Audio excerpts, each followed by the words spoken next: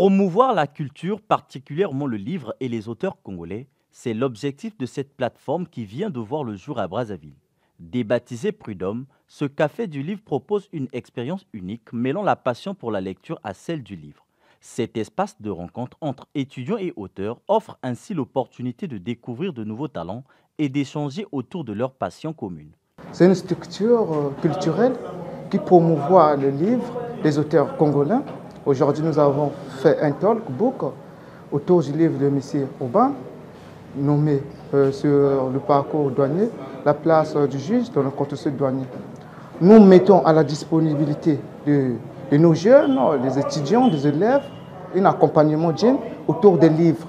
Nous leur donnons la possibilité de découvrir ou de voir autrement le monde du livre, de rentrer dans le détail du livre. Rentrer dans les détails du livre, c'est ce qu'ils ont fait avec Antoine Obam, l'auteur du livre sur le parcours de la douane, la place du juge dans le contentieux douanier. Dans cet ouvrage de 187 pages, l'auteur plonge le public dans les méandres des litiges opposant l'administration des douanes aux redevables des droits et taxes.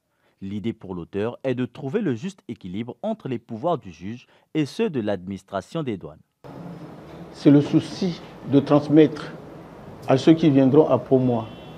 Et c'est même un rappel de mémoire. J'ai voulu m'amuser en disant, puisque j'ai été félicité par un expert international, je m'étais dit quand je travaillais quand même bien, il fallait que j'essaye de mettre ce que j'ai appris, ce que j'ai fait, et ce qui me reste à faire, parce que j'ai un problème à la justice, il fallait que je mette ça sur papier, et des papiers que l'on colle, que nous appelons le livre. On découvre mon parcours de la prestation de serment, de la recherche des infractions, de constat des infractions, de la poursuite des infractions sur le plan transactionnel, c'est-à-dire administratif, et sur le plan judiciaire, c'est-à-dire au tribunal.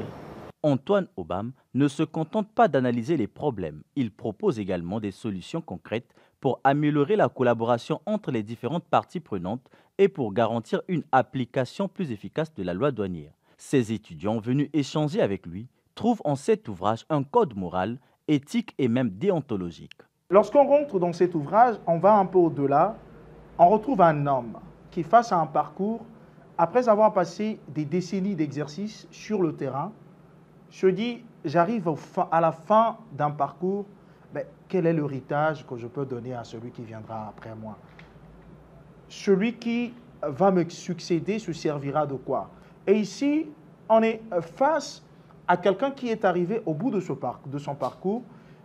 On est face à quelqu'un qui a survécu comme ça, beaucoup de conflits devant le juge. Donc ici, c'est un ouvrage qui sert d'un code moral, d'un code éthique et même, je dirais, d'un code déontologique pour tous ceux qui voudraient demain exercer ce métier de douanier et peut-être se donner dans le commerce. Je retiens plus le fait d'être vrai dans ce que l'on fait, avoir le sens du devoir, être là pour vraiment respecter l'éthique et la déontologie de ce que nous faisons.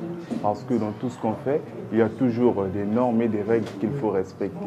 Trouver un équilibre entre les pouvoirs du juge et ceux de l'administration des douanes pour garantir une application efficace de la loi, tout en protégeant les droits de chacun, reste le combat de cet auteur qui encourage cette jeunesse à embrasser le parcours de douanier.